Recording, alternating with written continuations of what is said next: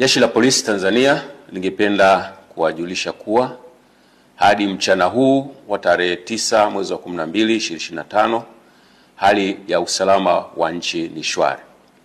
Vyombo vya ulinzi na usalama vinaendelea kuimarisha usalama nchini sambamba na kulinda maisha ya watu na mali zao.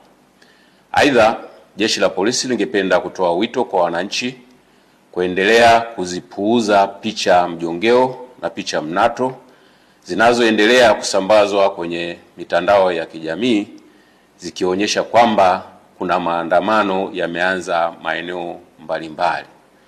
Taarifa hizo sio sahihi. Wanatumia picha mjongeo na picha mnato za matukio ya nyuma kama vile ya tarehe 29, tarehe 30 na tarehe 31 mwezi wa 10 2025.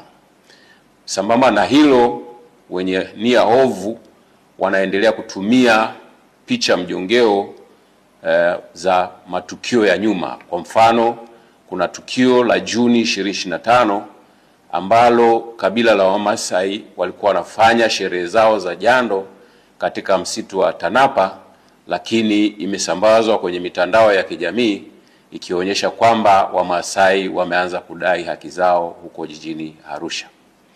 Tunaendelea kuwahimiza Watanzania kuendelea kuzipuuza picha za aina hiyo kwa sababu zina lengo la kuwahadaa kwamba kuna maandamano yanafanyika.